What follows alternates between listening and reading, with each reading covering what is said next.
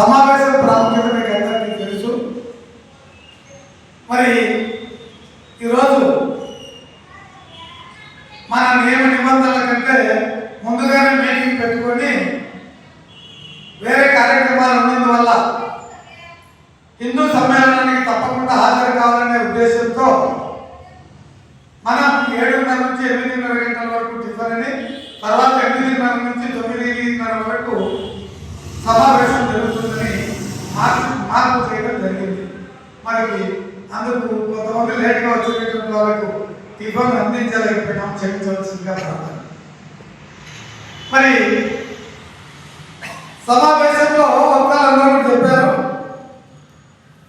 ఇప్పుడు ఒక చిరు అవకాశం కూడా మనకు కల్పించినాడేమో కృష్ణారెడ్డి గారు అనుకుంటున్నాం. సభ్యత్వ నమోదులో జిల్లాలో మనం 3-4 స్థానాల్లో ఉన్నా ఇంకా ఇంకొక స్థానంలోకి పై స్థానానికి పోవాలంటే కొన్ని ప్రణాళికలు వేసుకున్నాం. ఆ ప్రణాళికలకు ఇప్పుడు మనకు చేయి తెలిసినటువంటి కృష్ణారెడ్డి గారికి హృదయపూర్వక ధన్యవాదాలు. ఎందుకంటారేమో ఒక వ్యక్తి ఉంటే ఒకే రోజు దాదాపు 10 పాఠశాలలు జరగచ్చు. 10 పాఠశాలలో రోజు పోతే 15 ఎందుకుంటే 50 మంది సభ్యులు అవుతారు. అలాగే నెక్స్ట్ ఇయర్ మనం అనుకున్నటువంటి ప్రోగ్రాం ప్రకారము యురేడియం వాళ్ళు ఆహ్వానించినారు. యురేడియం పొందేదానికి మరి వసతి సౌకర్యం కల్పిస్తున్నారు. కాబట్టి నిజంగా మనము ఎక్కువ ఆశించడానికి అవకాశం ఏర్పడింది. కాబట్టి మానవతా తరఫున వారికి హృదయపూర్వక ధన్యవాదాలు తెలియజేస్తున్నాం. మిత్రులారా, మనం చేసేటువంటి కార్యక్రమాలన్నీ చాలా వరకు బాగా చేస్తున్నాం. అయితే బహుశా నిన్న కూడా నేను 2 వారాల కూడా ఆత్మీయ సహకార కమిటీ ద్వారా కడపలో కూడా 2 ఇంట్లకు పోవాల్సి వచ్చింది. నిన్న కూడా 1 ఇంటికి పోవాల్సి వచ్చింది. మరి ఆత్మీయ సహకార కమిటీ డ్యూటీ ఏంటంటే చనిపోయిన వాళ్ళ ఇళ్లకు ఖచ్చితంగా ఆత్మీయ సహకార కమిటీ వాళ్ళ ఇంట్లో గతంలో మేము ఏమనుకుంటున్నాం, సభ్యులు చనిపోతే అనుకుంటున్నాం. కాదండి, బాగా వినండి అందరూ కూడా.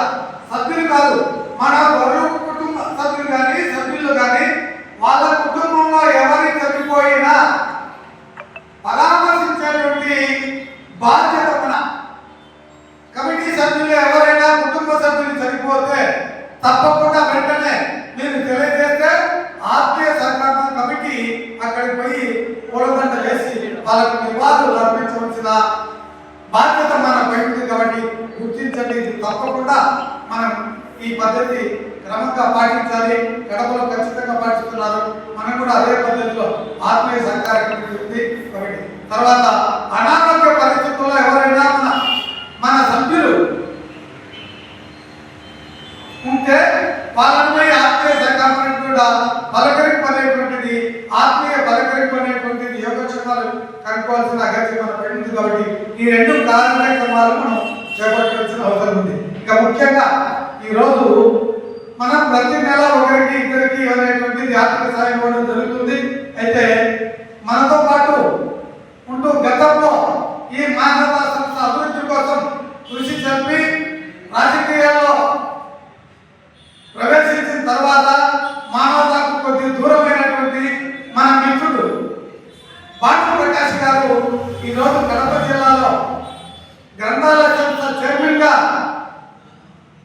ఎన్నిక కాబడినందుకు వారికి మానవతకు కూడా హృదయపూర్వక ధన్యవాదాలు తెలియజేస్తూ, వారి సహాయ సహకారాలు ఇంతకుముందు ఒక రాజకీయ నాయకుడే కాకుండా నూతనంగా ఆ రోజు మీరు ఏం చేసి కృషి చేసినారు ఈ యొక్క మానవత ఇంప్రూవ్ అయ్యేదానికి, మరి అలాంటి కార్యక్రమాలు చేపట్టవలసిందిగా మరొకరు విజ్ఞప్తి చేస్తూ అవకాశం కల్పించినటువంటి సభ్యులకు నా హృదయపూర్వక ధన్యవాదాలు తెలియజేస్తూ, అమూల్యమైనటువంటి మీ సందేహాలను నివృత్తి చేసేదానికి సభ్యులు ఇక్కడ ఉన్నారు. ఏదైనా సందేహాలు ఉంటే తెలియజేయండి. తర్వాత నెక్స్ట్ ఇయర్ కూడా జనవరి ఫిబ్రవరిలో మనం చేసేటువంటి కార్యక్రమాలు ఏమంటే ఒక మెడికల్ క్యాంప్ కూడా, మెగా మెడికల్ క్యాంప్ అనేటువంటి కూడా ఒకటి ఇప్పుడే అనుకున్నాం. మరి ఖర్చు పెట్టి ఖచ్చితంగా మన మానవతా సంస్థతో కూడా ఒక మెగా క్యాంప్ కూడా చేపట్టడానికి మనం చర్యలు చేపడతామని తెలియజేస్తూ, మరి ఇంకా నైతిక విలువలు అనేటువంటి విషయంలో కొన్ని స్కూల్స్ పోలేదు, దయించి మనకు తెలిసినటువంటి స్కూళ్ళకు తెలియజేసి ఖచ్చితంగా ఆ స్కూల్స్ కూడా విజిట్ చేయవలసిన అగత్యం మన పైన మీకు అందరికీ తెలియజేస్తూ thank you sir, thank you.